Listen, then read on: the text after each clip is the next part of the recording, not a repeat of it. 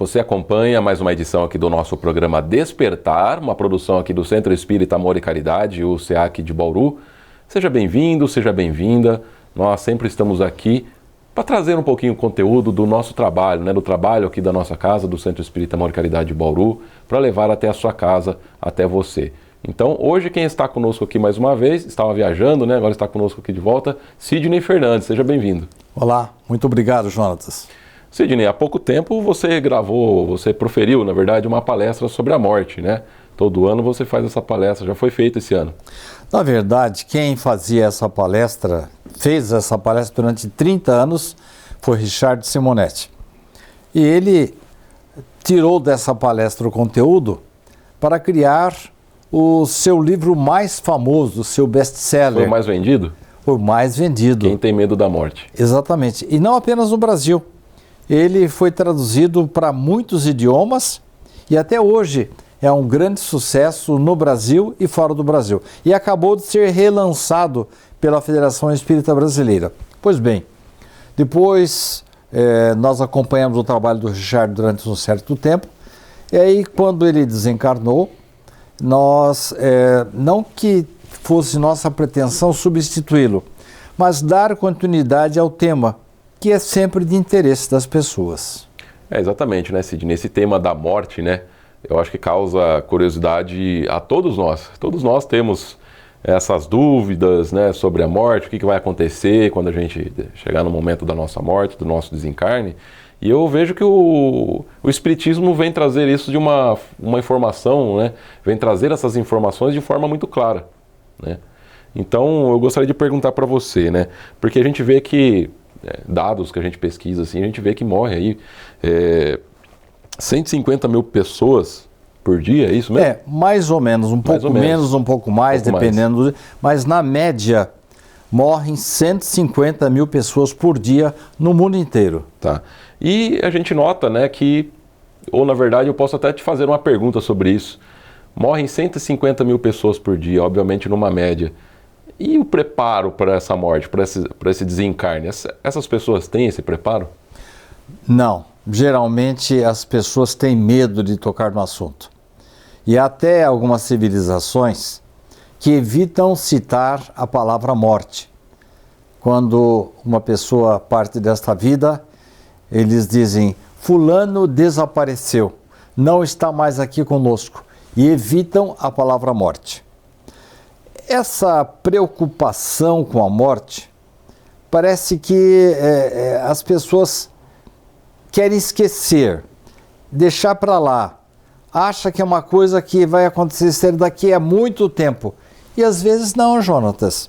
Às vezes ela pode acontecer agora, hoje à noite, amanhã. Por isso, dentre essas 150 mil pessoas citadas por você, poucas poderíamos dizer que se preocupam em se analisar, em se preocupar, em, vamos dizer assim, refletir sobre qual o destino que essas criaturas vão ter além desta vida. Porque, tirando um pequeno número de pessoas, a maioria é espiritualista. Não vamos confundir com espírita. Espiritualista é aquele que acredita que a alma continua viva, mesmo depois da morte do corpo. Ora, se a grande maioria da população do planeta Terra aceita a ideia de que a vida não acaba no túmulo, por que não se preocuparem com o que vai acontecer com a nossa individualidade depois da morte? E você tem razão, poucas pessoas pensam e se preparam sobre a morte. Certo, Sidney. E como que a gente poderia então fazer esse preparo?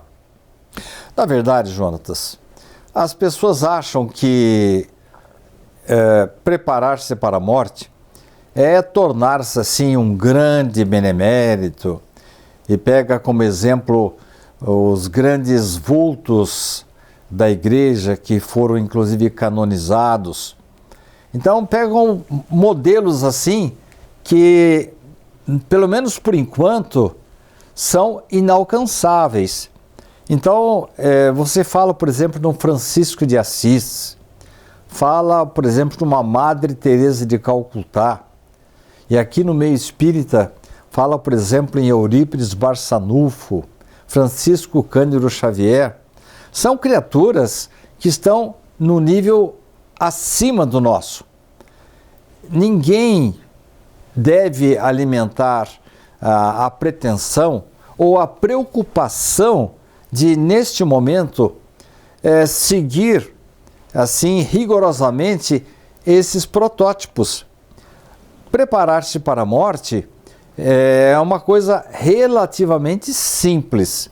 Nós vamos falar mais sobre isso ainda hoje, mas na verdade trata-se de cumprirmos os nossos deveres mais simples, como, por exemplo, falar a verdade, ser honesto, cuidar bem dos filhos, ser correto na sua obrigação profissional, cuidar bem dos animais, respeitar e ser fiel à sua esposa ou seu esposo, procurar proteger a natureza.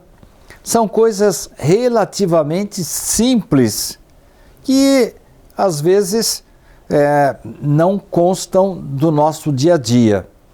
Preparar-se para a morte é como todas as religiões, de uma maneira geral, pregam, sejam elas cristãs ou não, é nós nos comportarmos adequadamente dentro dos projetos, das leis de Deus. Isto é, melhorar a nossa espiritualização, olhar mais para o além desta vida do que as preocupações puramente materiais. Aí você vai me perguntar, bom, quer dizer que eu não posso usufruir da vida material? Claro que pode. Pode ganhar dinheiro, ser rico, ter uma vida confortável, mas não pode fazer das coisas materiais a finalidade única da vida. Nós podemos sim, fruto do nosso trabalho honesto, ter uma vida confortável, ter uma boa casa, levar uma vida confortável, mas sem nos apegarmos assim exageradamente às coisas materiais. Perfeito. Nós vamos aqui trazer um pequeno apoio cultural e voltamos já.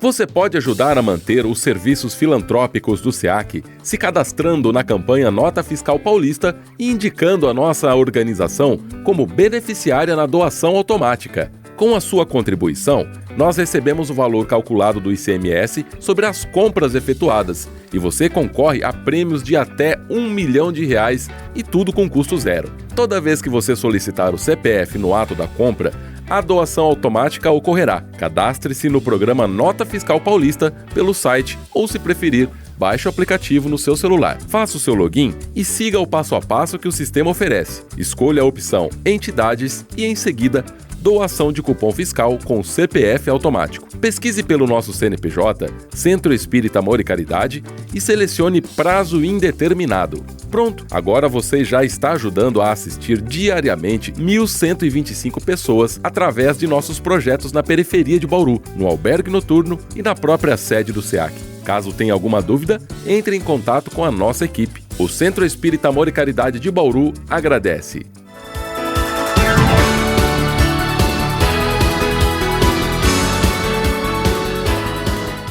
Você acompanha aqui o nosso programa Despertar do Centro Espírita Amor e Caridade. Hoje estamos aqui mais uma vez falando sobre o tema da morte, né? Como falamos agora há pouco, né? Todo ano o Sidney dá continuidade aí no tema, né, da morte, que era antigamente trazido aqui pelo Richard Simonetti. E Sidney, você falou no bloco passado sobre atitudes simples que facilita muito naquele momento em que todos nós vamos passar, que é a hora da morte, né? Então, atitudes simples. E você acha que ter o conhecimento na doutrina espírita também facilita em alguma coisa ou nos esclarece em alguma coisa na hora que chegamos nesse momento? Excelente pergunta. Algumas pessoas perguntam para mim se a morte dói. Depende. Pessoas extremamente apegadas à matéria podem sofrer o momento da transição. Há um caso, por exemplo, narrado por André Luiz, de Francisco, que estava já lá no plano espiritual, e não que ele fosse um espírito elevado, mas o pai dele tinha muitos méritos, intercedeu por ele, e ele foi recolhido lá nas zonas de retificação. Em dado momento, aparece Francisco gritando: o monstro está atrás de mim, o monstro novamente. E Narcisa segurou e aplicou nele um passe magnético. Ele foi acalmando, e aí voltou a ficar mais equilibrado. André Luiz estava ao lado e falou: Narcisa, eu acho que a minha visão, a minha vidência não está boa, porque eu não vi monstro nenhum. E ela respondeu: não havia monstro nenhum. Acontece que ele era extremamente apegado às coisas materiais, ao corpo, ao dinheiro, aos prazeres sensoriais. E quando morreu, ele ficou agarrado, ele recusava-se a se libertar, a desligar-se do seu corpo físico. E o corpo foi esfarelando na mão dele. Quando ele se deu conta, ele tinha uma caveira, um monstro mesmo ao seu lado, e ele, com medo, não reconheceu que era o seu próprio corpo, e agora ele ficou traumatizado, e volta e meia ele fala que tem um monstro atrás dele, mas é aquela visão cadavérica que ele teve. Mas isso é castigo? Ele foi uma pessoa má aqui na Terra? Não, propriamente. É que ele recusava-se a se desligar das coisas materiais. E esse desligamento das coisas materiais, Jonatas, como falamos no bloco anterior, ele não acontece de uma hora para outra. Você tem que ir se desligando, se libertando, treinando a sua generosidade, o seu desapego. Isso é coisa de uma vida. Para chegar ao momento do seu desencarne, você estar assim preparado para encontrar seus parentes, amigos, e aí o desligamento ocorre de uma maneira mais tranquila. Agora, tentando responder a pergunta que você não me fez ainda, se morrer dói. Dói para aqueles que, infelizmente, nunca se prepararam, nunca pensaram no assunto, não melhoraram o seu comportamento, apenas usufruíram dos seus bens, das suas riquezas, dos vícios, das bebidas, dos tóxicos, das drogas. Fica complicado para o espírito retornar para o plano espiritual, porque lá ele não vai encontrar álcool, não vai encontrar cigarro, não vai encontrar droga, e aí o espírito realmente tem um pouco mais de dificuldade de adaptação. Mas a sua outra pergunta foi: o fato de eu estudar o mecanismo da morte, e isso nós temos à disposição na doutrina espírita, mas temos também em outras filosofias e religiões. Mas vamos falar da doutrina espírita. Uma pessoa que estuda muito e conhece os mecanismos da morte, para ela é mais fácil? Sim. É como se você tivesse um GPS, uma bússola, para indicar a você para que lado você vai, onde você está.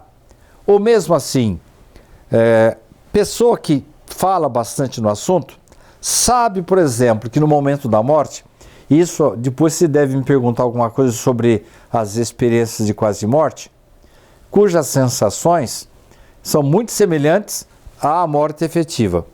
Então eles narram que quando passam por essa experiência, eles passam por um túnel, um corredor, uma luz lá no fundo, encontram pessoas grandiosas, luminosas, encontram pessoas assim mais sombrias, encontram um obstáculo que a partir dali se concretiza efetivamente a morte, encontram parentes falecidos. Quando você morre, você se lembra dessas informações você imediatamente identifica, bom, está acontecendo exatamente como eu ouvi falar lá na Terra, as descrições, tanto de pessoas que morreram e voltaram para contar a sua história através de uma comunicação mediúnica, como aqueles que quase morreram e passaram pela mesma experiência. Então, realmente fica mais fácil você identificar o que está acontecendo com você. É como uma pessoa que conhece bem um carro. Ela ouve um barulhinho ali, para mim, por exemplo, que não conheço, nossa, esse carro vai cair a roda daqui a pouco. Não. É só a palheta do para-brisa que está vibrando aqui. Não se preocupe não. Você vê, o conhecimento ajuda. Agora, mais importante do que o conhecimento, Jonatas, é a sua espiritualização. Uma pessoa pode conhecer nada a respeito do mecanismo da morte, mas foi uma pessoa boa, uma pessoa que se dedicou ao semelhante, por exemplo, aquelas benzedeiras, aquelas senhoras de idade, que quase não têm cultura nenhuma, mas passaram a vida dedicando-se, ajudando, cooperando para que as pessoas sofressem menos aqui na Terra. Essas criaturas, mesmo não conhecendo nada do mecanismo da morte, vão ser acolhidas, abraçadas por seus protetores espirituais. E mesmo aqueles parentes das pessoas que elas ajudaram, vão estar ali na expectativa para abraçá-la, para agradecer pelo bem que elas fizeram aqui na Terra.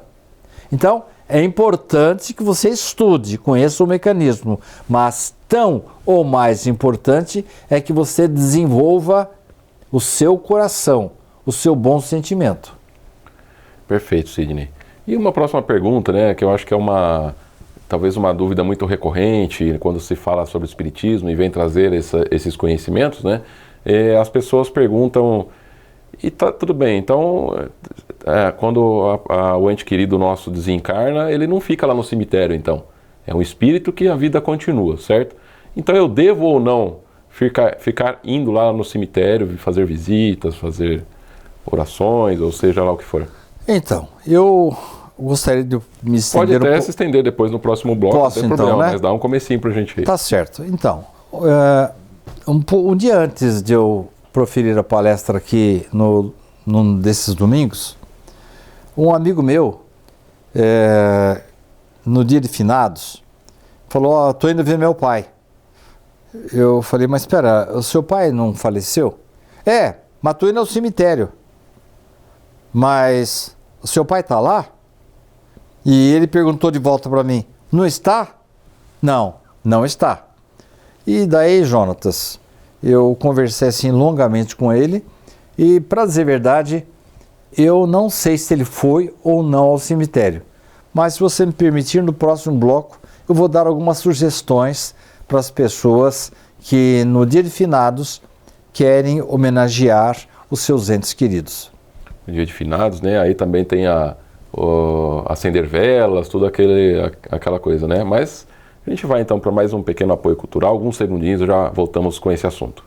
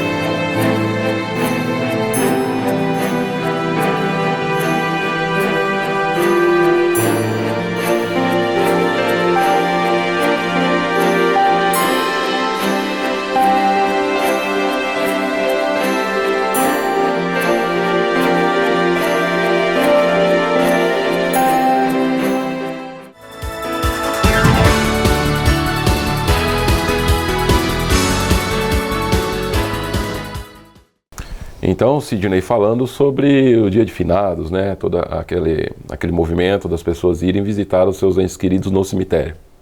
Pois é, Jonatas.